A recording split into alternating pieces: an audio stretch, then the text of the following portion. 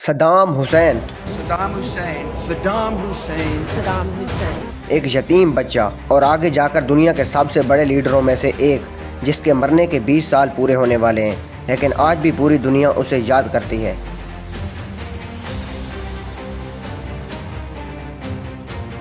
Saddam Hussein کے ملک عراق کا اسلام کے ساتھ بہت ہی گہرا تعلق ہے، کیونکہ اسلام کے بڑے بڑے پیغمبر ابراہیم علیہ السلام، لوط علیہ السلام اور یونس علیہ السلام سب عراق میں ہی پیدا ہوئے تھے۔ لیکن ان سارے نبیوں کے باوجود بھی عراق کے لوگ ایک خدا کو بھول کر آگ، سورج اور پتھروں کی عبادت کرنے لگ گئے۔ آخر کار رسول اللہ کے بعد اسلام کے پہلے خلیفہ حضرت ابو بکر صدیق نے پورا عرب فتح کرنے کے بعد اپنے جنرل خالد بن ولید کو حکم دیا کہ سب سے پہلے عراق پر اسلام کا پرچم لہراؤ، اور خالد بن ولید نے ایسا ہی کیا، اور اس کے بعد عراق کا مکمل کنٹرول پہلی بار مسلمانوں کے پاس چلا گیا۔ یہ ایک ایسی فتح تھی کہ اس کے بعد 1300 سال تک مسلمانوں سے کوئی بھی عراق نہیں چھین سکا۔ لیکن آج سے 100 سال پہلے جب عراق پر عثمانی خلافت کی حکومت تھی تو دنیا میں ایک بہت بڑی جنگ شروع ہوئی، ورلڈ وار 1، جس میں برٹش امپائر نے پہلی بار مسلمانوں سے عراق چھین لیا اور عراق میں اپنا پپٹ بادشاہ بٹھا دیا۔ صرف یہی نہیں بلکہ پورے عرب میں ہر جگہ اپنے پپٹ بادشاہ بٹھائے۔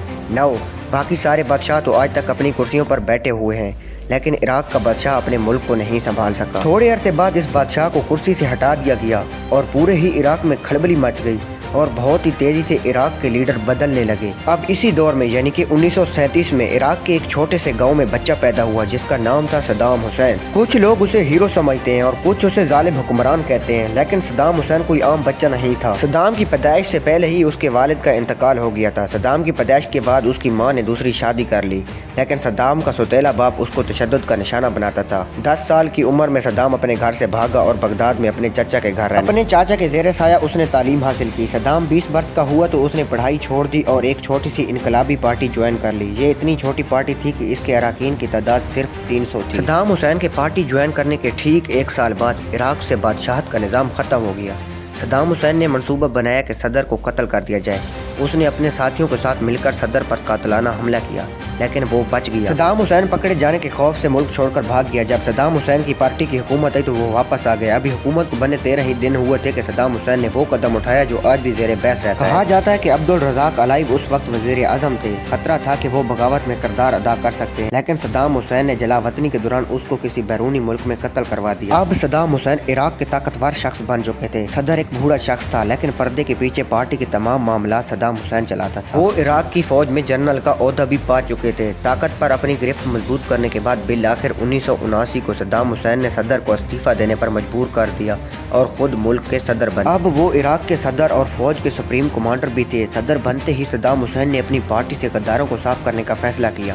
16 جولائی کو وہ صدر بنے اور صدر بننے کے ٹھیک 6 دن بعد 22 جولائی کو اس نے پارٹی کے رہنماؤں کا اجلاس بلا لیا۔ اس اجلاس میں پارٹی کے 68 رہنماؤں کا نام لیا گیا جو ڈبل گیم کرتے تھے۔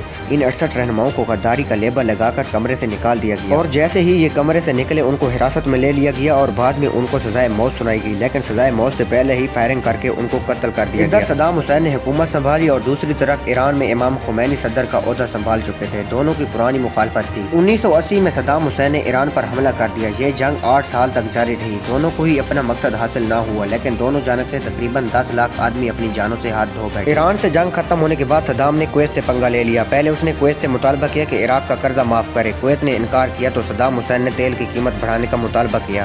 کویت نے قیمتیں بڑھانے سے بھی انکار کیا تو آخر کار صدام حسین نے 1990 میں کویت پر حملہ کیا اور اس چھوٹے سے ملک پر قابض۔ عالمی طاقتیں عراق اور صدام حسین کی تمام حرکتیں دیکھ رہی تھی، جس کی وجہ سے عالمی اتحاد نے عراق کی فوج کے خلاف آپریشن ڈیزرٹ سٹروم لانچ کیا۔ یہ دوسری عالمی جنگ کے بعد بننے والا سب سے بڑا فوجی اتحاد تھا۔ امریکی قیادت میں اس بڑے فوجی اتحاد نے چند دنوں میں عراق کی فوج کو تہس نہس کر دیا۔ اس جنگ کے بعد صدام حسین نے پھر کبھی بھی کسی ملک پر حملہ کرنے کا نہ سوچا، لیکن جنوری 2002 میں امریکی صدر جارج بش نے صدام حسین کا تختہ الٹانے کا فیصلہ کیا۔ جارج بش نے الزام لگایا کہ عراق کے پاس وسیع پیمانے پر تباہی مچانے والے ہتھیار موجود ہیں۔ اقوام متحدہ کے انسپیکشن اور ہتھیار نہ ملنے کے باوجود بھی امریکہ نے مارچ 2003 میں عراق پر حملہ کر دیا۔ 3 ہفتوں میں صدام حسین کی 24 برس کی حکمرانی تہس نہس۔ صدام کی فوج پارا پارا ہو گئی اور بہت جلد امریکہ نے عراق پر مکمل قبضہ کر لیا۔ اب صدام حسین فرار ہو چکے تھے۔ ان کی گرفتاری کے لیے امریکہ نے آپریشن شروع کیے۔